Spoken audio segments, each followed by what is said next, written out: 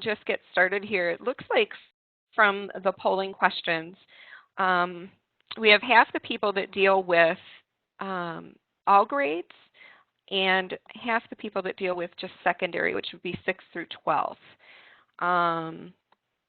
Let's see here. We have some schools here, about a third of the schools have librarians and 2/3 do not. And kind of hodgepodge, a lot of Chromebooks available. And it looks like we are Google Classroom users along with some Moodle. So that's going to be helpful whenever we talk through some of the things today. And we do have apps that are available that are Chrome apps available for some of the things in MEL. So you'll definitely want to make sure you know how to use those, especially for the Chromebooks, because you can push those out. And I also included a document in our folder that will deal with this question here, which is, do you know how to add direct links to MEL databases to a web page or into Moodle, for example, those of you using Moodle?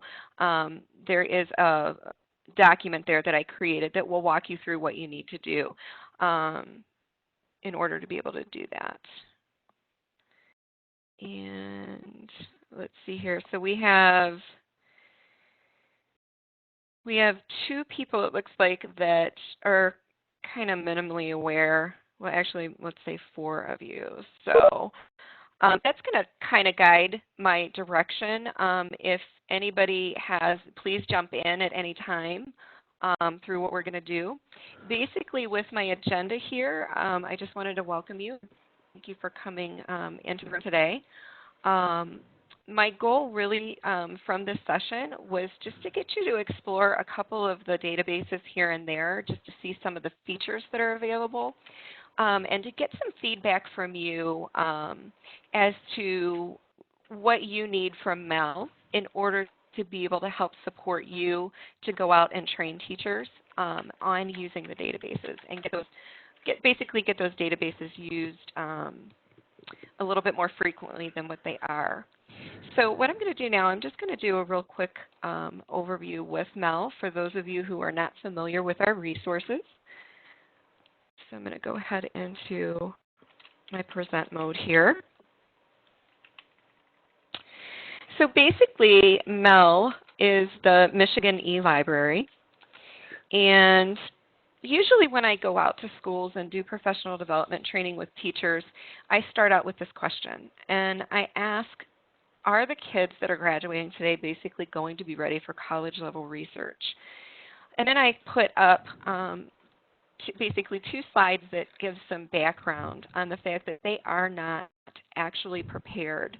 There is a University of Washington survey that was, or actually a project that was done, Project Information Literacy, and they found out that the students that were freshmen in college basically have these gaping holes in their understanding of library services, and in particular the digital resources that are available, those databases that you would use to be able to find some journal articles, for example.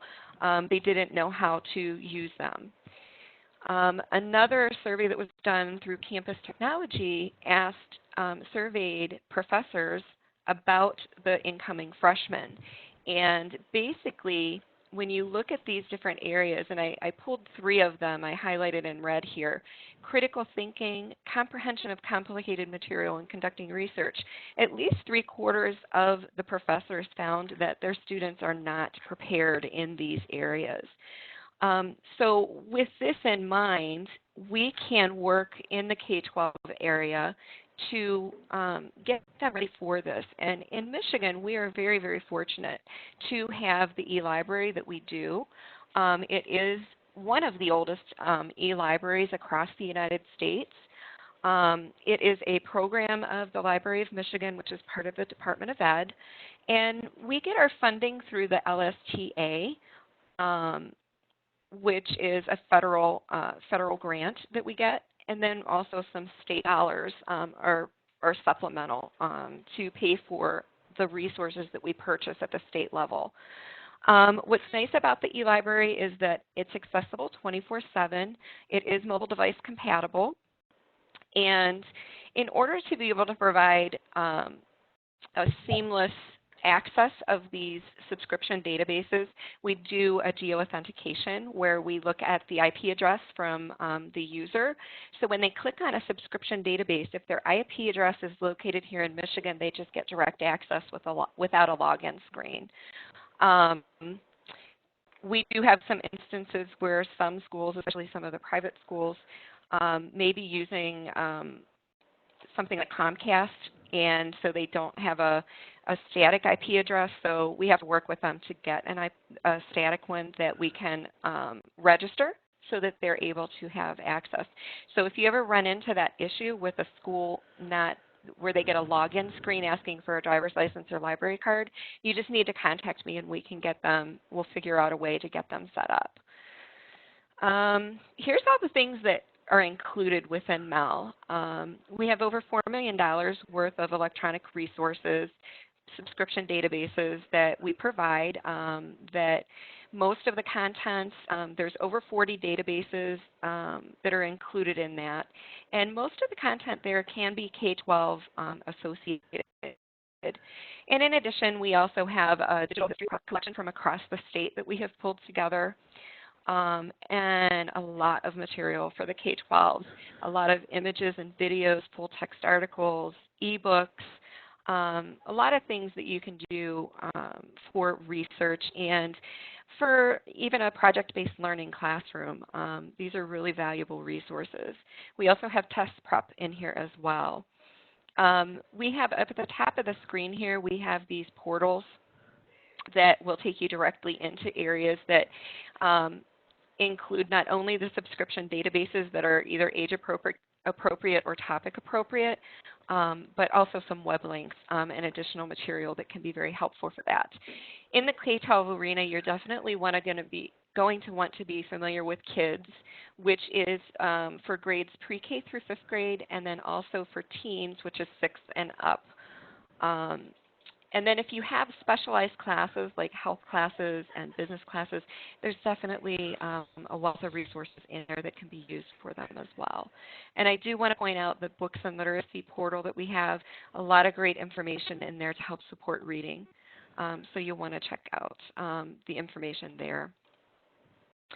I have some slides in here that I'm sharing with you that if you ever get a chance to go out and train teachers or to talk to administration about using MEL and the importance of it, that's why I've shared a lot of these slides with you so that you can pull different slides and use whatever you feel would be helpful in what you're doing. So we're not going to go over all of these slides. You see here I have that we are an important tool basically for the Top 10 in 10 Years initiative. If you look at the notes section associated with this slide, you will see all the 7 goals that are related to this initiative and how MEL supports each of those goals.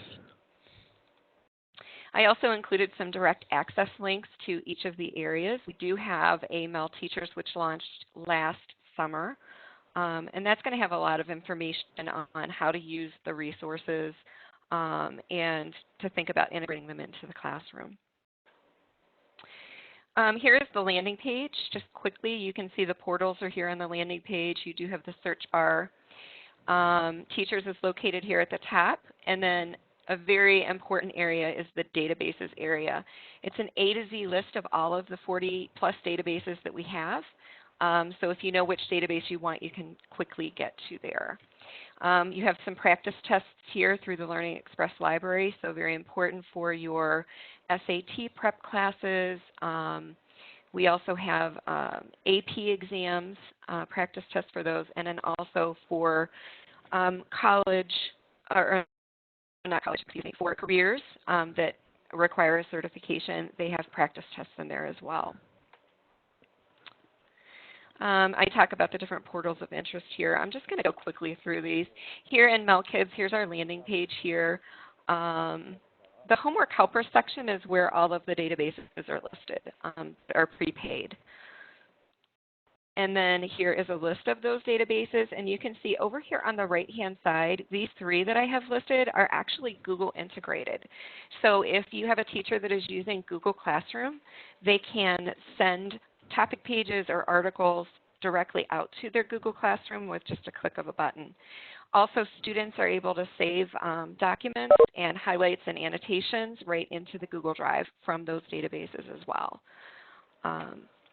The scavenger hunts that I have planned for today are going to hit some of these, the most popular databases, just to give you an idea of what those look like. Booksflix is one of those. And here in Melteens, similarly, there are 4 centers in here, and the homework help section is where the databases are housed. And again, here are the databases. And you can see over on the right-hand side, we have actually more databases that are available here.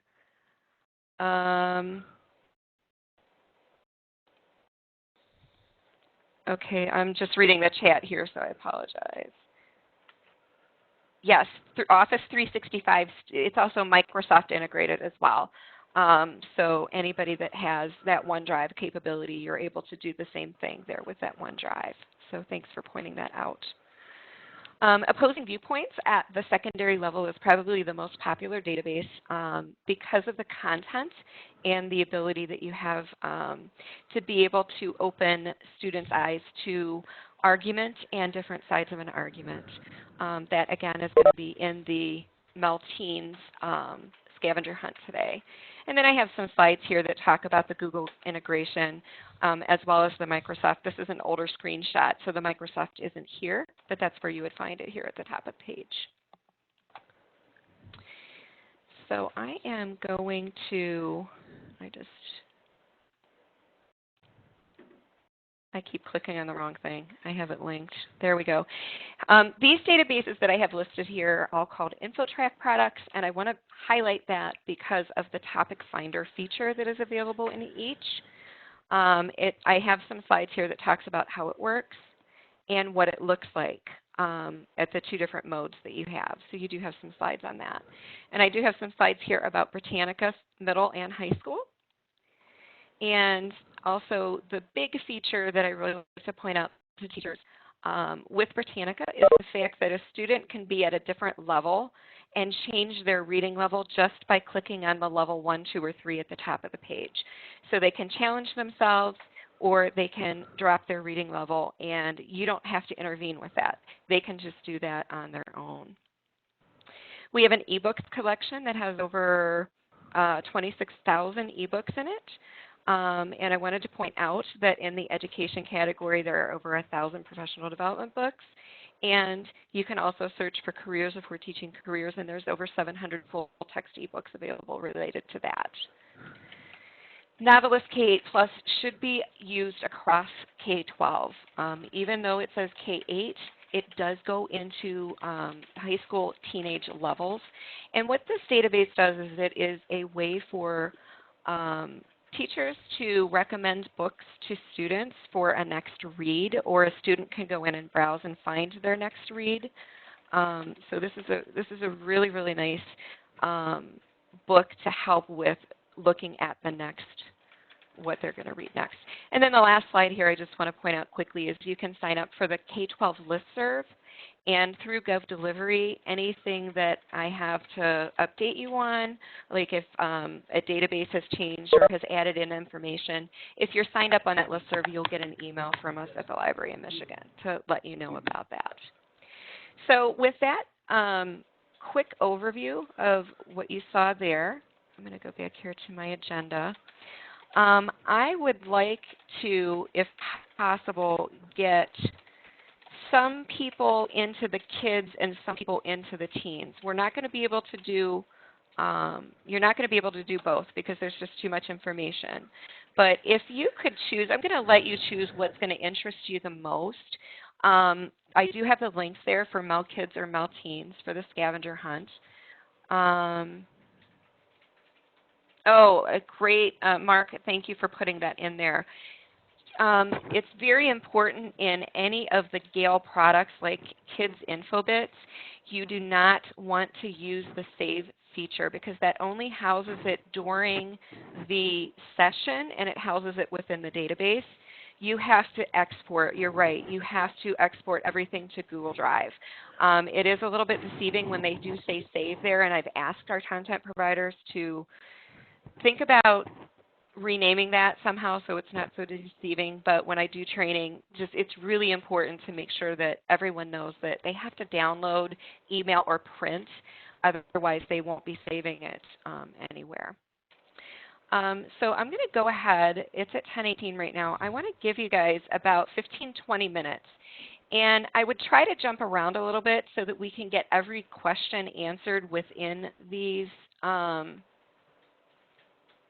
within each of these questions. You can jump around wherever you want to based on these links that are here. At the kids level,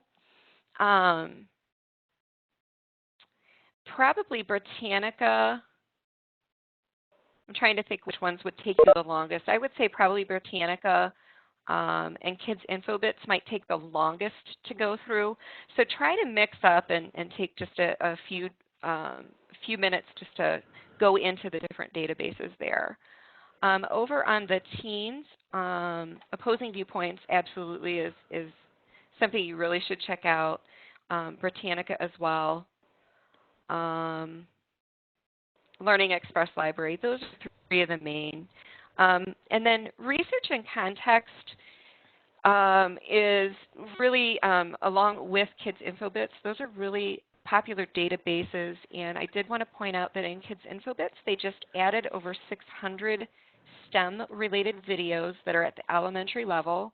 They're about 1 to 3 minutes in length, and they are based on the topics that are taught in the elementary level. So for example, simple machines. You can bring up some videos that are related to simple machines. The same thing over on the teen side. Research and context is they added, I think it was 750 science videos, and those are going to be physical and earth science that's taught at the middle school level.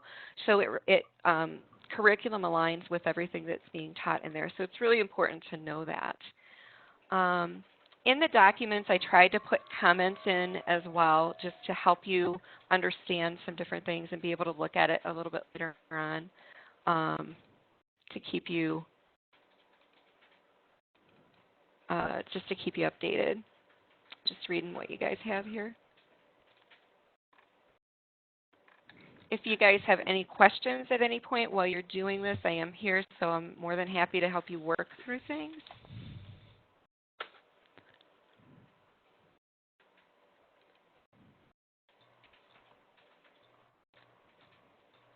And while you're doing that, I think somebody wanted access, so I'm going to go out here and give access for those people that didn't get.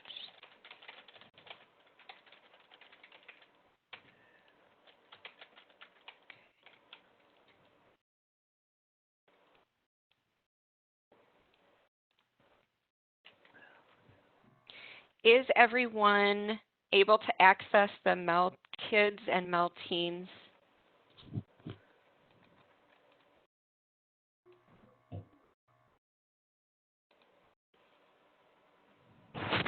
Is that better? There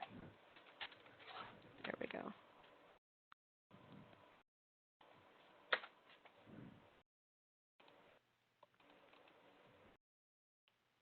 Now, those of you that have extensively used these databases, you're probably very well aware of a lot of these features. But what I wanted to share with you on this end are the different tools that I am in the process of working, creating, and distributing so that you can use them in training. So things like these scavenger hunts, I am in the process of getting those ready to publish, and I wanted to try it out with this group just to see if you like this and to see how you think that teachers would respond to something like this.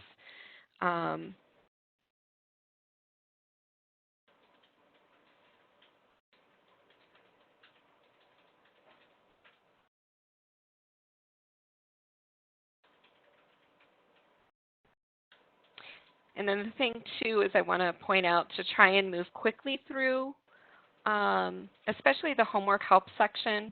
In the teens, you may want to kind of move on to the databases. You can always kind of go back and look at those a little bit later on.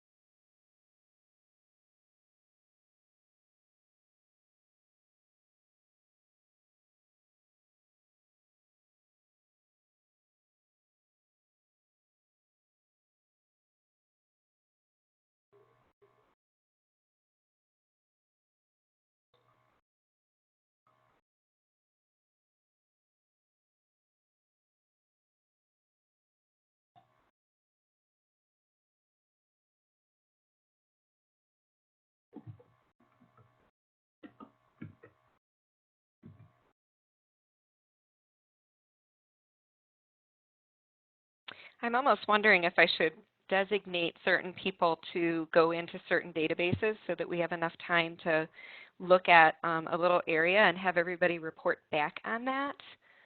Trying to see how I can do that.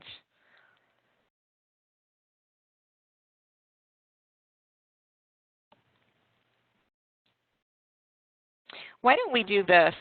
If you're working on a current database, just type your name maybe underneath the title of the database, and then try to split it up amongst yourselves to at least hit 1 to 2 databases so that we have every database covered. That might be the easier thing to do.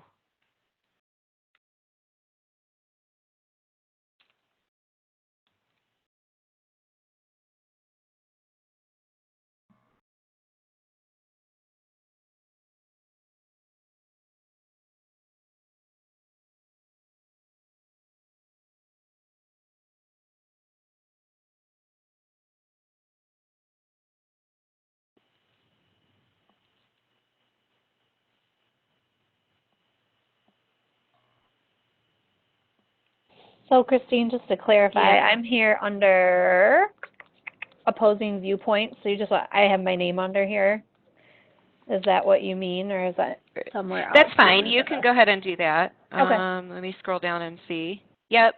So you have your name there. So if you can find, so Elena's going to look at opposing viewpoints. If anybody else is in Mel Teens, if you could maybe go to a different database and put your name in there, just so that we can see that somebody is looking at that database.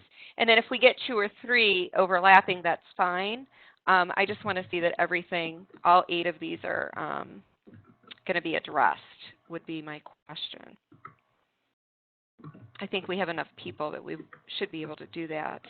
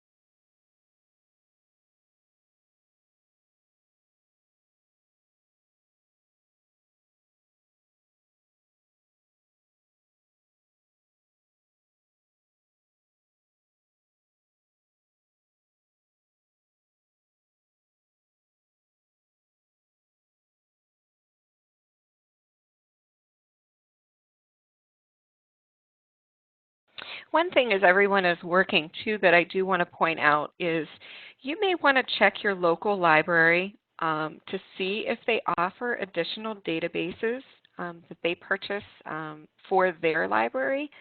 I've had few schools that were disappointed that we lost Culturegrams a few years ago, and they really missed it. And we happened to check their local library, and they still have that available through them. So they offer a lot of additional things, and I know that a lot of the schools also purchase additional databases state level. So you really should be aware of what each of the schools are doing and what's available to them. Now, if you do use your local library for any of the databases, you most likely will have to have a library card to be able to access any of that information. They don't do the geo-authentication like we do here in Michigan for the state, and they use the library card as a way to track numbers as well. But those are free resources, again, that could be very valuable to your students.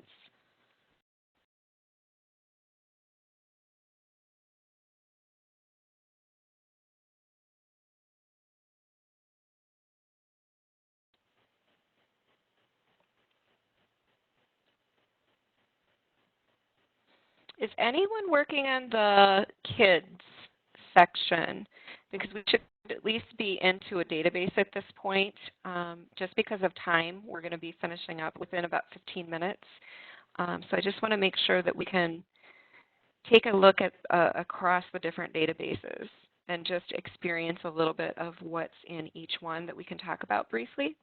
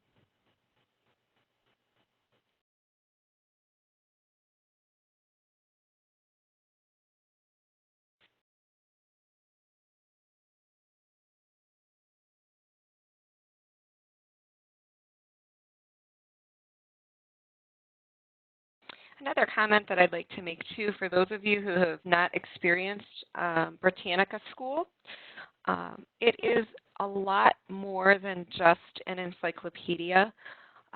They do a great job of incorporating additional material like videos and images, as well as journal articles and newspaper articles. As a matter of fact, on the high school homepage, they link to the headlines in the New York Times.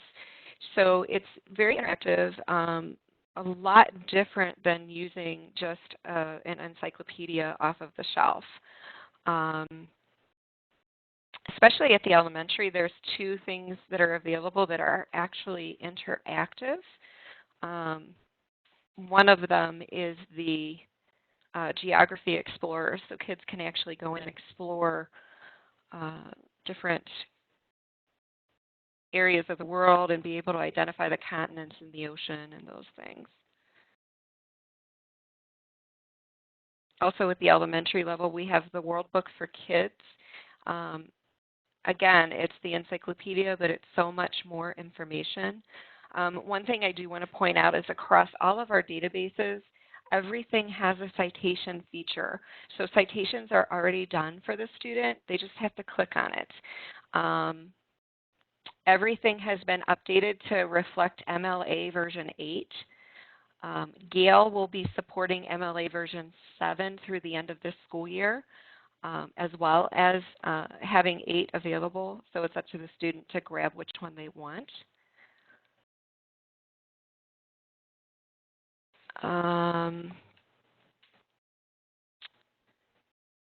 I was just reading Melissa's comment. That's great, a great idea. Oops. I'm going to minimize this and go over here. I want to look at the chat here.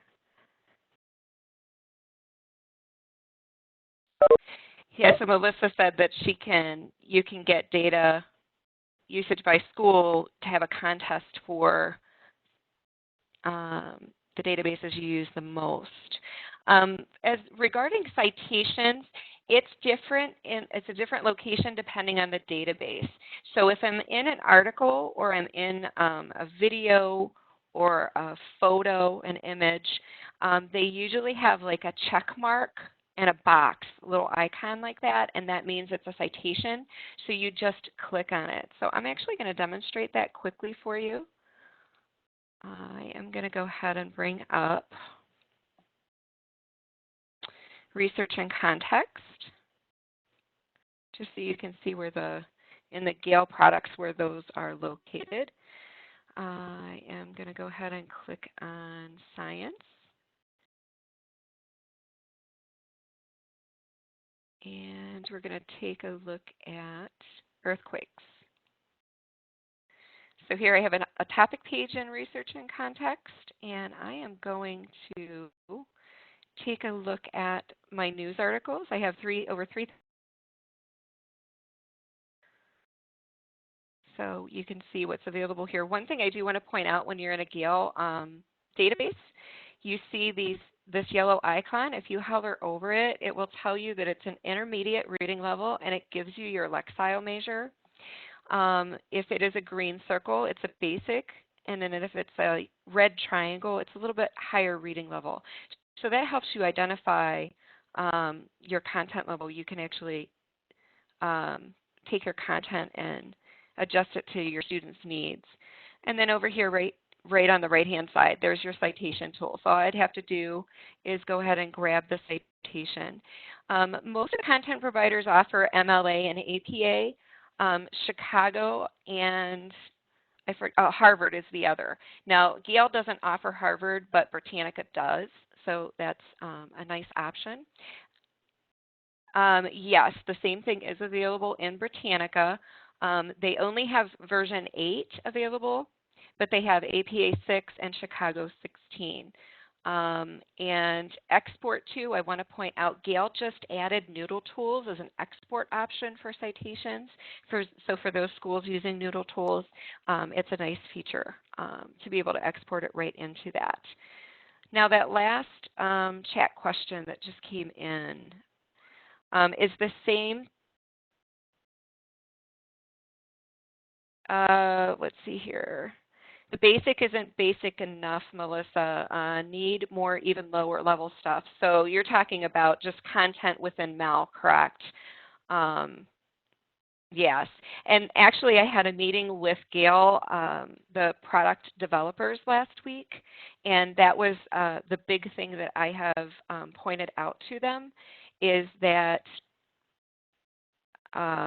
they need to get more K through 3, K through 5 stuff available. They're doing a really good job with Kids Infobits, but that really only starts at the grade 3 level. They don't have much for kindergarten, first and second grade. So I have asked them to try and be cognizant of that and in their development, try to get more information for them. So we are working on that. We are aware. I am also really pushing to get more content for teaching the third grade history of Michigan. So I'm really pushing for that at the state level to see that we get that available. And then is the same thing available in Britannica? Were you talking, this is Teresa, did you mean the same thing, meaning citations or the reading levels? Regarding citations, yes, those are the same, just their reading levels. And then Judy said, my understanding is that our kids have permission to use images from Britannica in their presentations. as long as they cite the source, including the web. Is this accurate? Yes, that is true. And this is one thing that I try to point out to our teachers as well. I've seen a lot of teachers on their web pages go to Google and pull images from Google and put them on their web page, which we are not allowed to do. We don't have those permission rights. Whereas in Britannica, because we have the statewide contract, Britannica just asks that you use their image and just put the citation with it. So whether it's a teacher on their website or even a student in their presentation, they absolutely can use the images and the videos.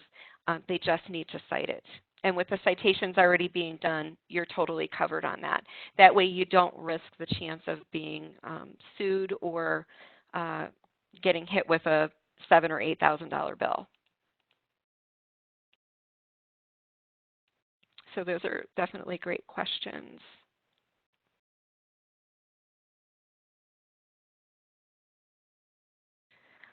A couple other features. One feature that I want to show you here in Research and Context is in the Listen feature. If you're not aware of this, I can open the Listen feature up. I'm actually going to stop it from playing because there is a settings wheel that is in here, and if I open that settings wheel, you're able to see I can turn my highlighting on and off. I can change the highlighting color. I can speed up the reading or slow it down. And the one thing that's hidden that is a really, really great feature is this enhanced text visibility. So I'm going to turn that on, and I'm going to go ahead and play it, and you'll be able to see.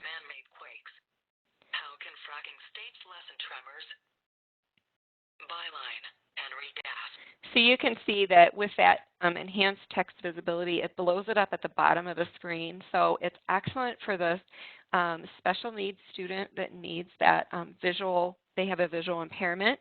Or even if you want to project this up onto a smartboard, you can do that and then play it so that it's reading the article and all the kids can see it as they go through that. One trick that I have also mentioned to teachers, especially in the elementary level, that in order to work on those comprehension skills, the listening and comprehension skills, is to use the listen feature and play an article related to something that you're already teaching in class, but don't have it projected, have them just based on that. That's an excellent way to really build those listening skills for them, to really help them for that M-step testing. We are at 10:43, so let's do this. Let's go ahead over to, if you guys have mics, if you could maybe jump in and talk to us a little bit about what you learned from your exploration. I know it was not a lot of time today. There's a lot of information here. I did make this so that you can take it with you and still continue to explore. I think that you're going to see that you won't really need an answer key for this. It's going to be really to get you thinking about what's available within the features, within the databases, and how we can use that into the curriculum. So can anybody tell me what you've seen, especially the people that have not used MEL before, just from what you've browsed over today, what your thoughts are for moving forward with using this, and maybe sharing it with everyone? Anybody have any comments on that? I do have. Okay, so Kit said it's okay to run a little bit longer if we need to for discussion, but I just want to see, can anybody maybe recommend something that they ran into that they weren't aware of, that maybe everybody should know about? The other thing that I have here too, in number 6 on our agenda, you can complete this at another time. It is a shared doc, so you can go back in. But what I'm looking for is for some feedback on how I can help support you.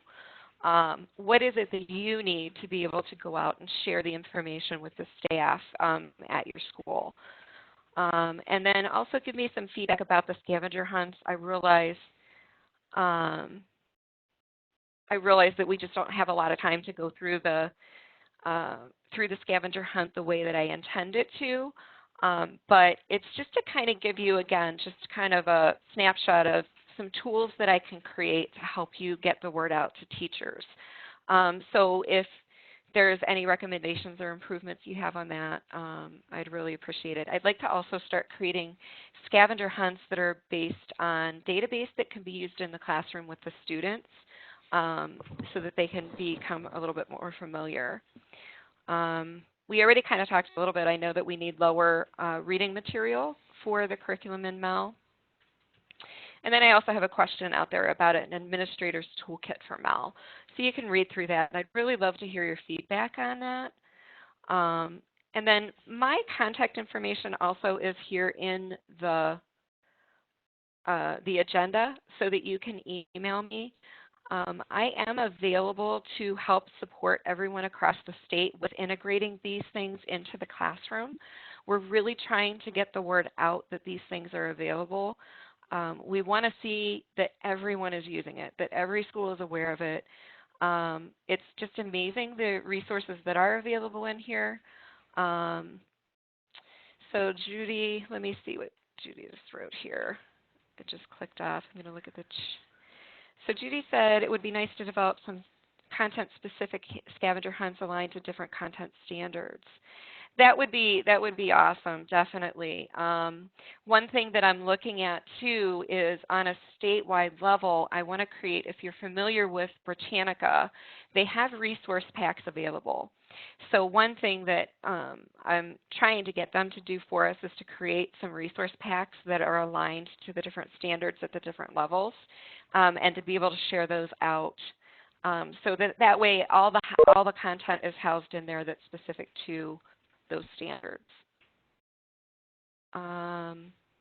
So I appreciate that. That's good. Christine, I just wanted to share Mm-hmm. the resource that I found in the kids section where there was an interactive map.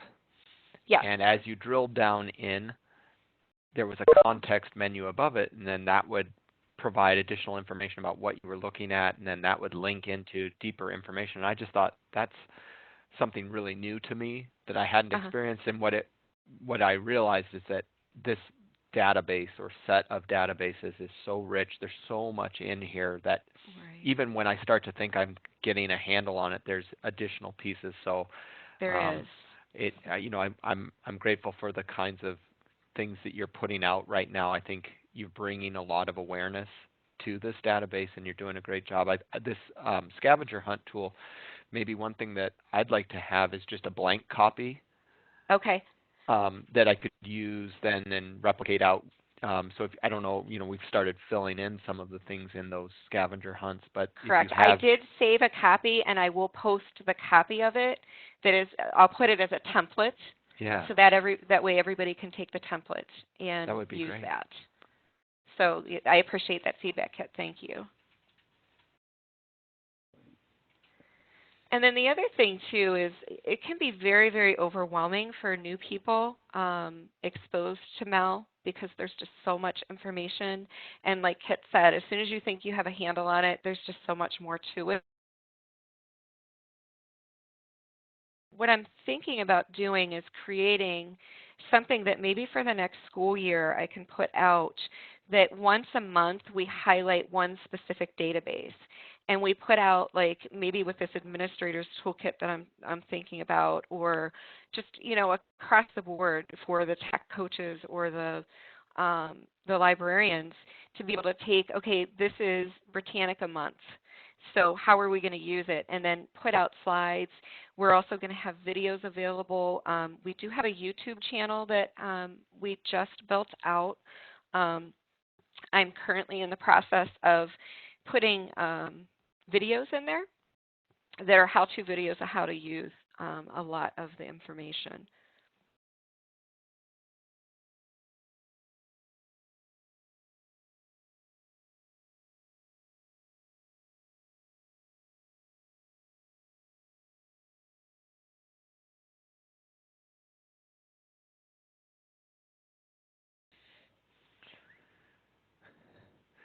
Well, it looks like Christine had a moment of coughing that she needed to walk away from. So I'll just thank everybody who was able to jump into this session and hope that you got some new valuable information out of it. We'll be resetting the room for, I believe this is going to be Rochelle's presentation in this room. So It is going to be Rochelle's presentation. Yeah. Okay. Christine, if you're around, did you have some winners or if you had some winners for those gift cards, you can either send those to me or we can figure out a way to do that. Remember, we have those 3 gift cards to give away. And you can always do an anonymous drawing, or I mean a random drawing after the fact from the list of people who signed in. Absolutely, absolutely. I'm going to go ahead and turn this recorder off.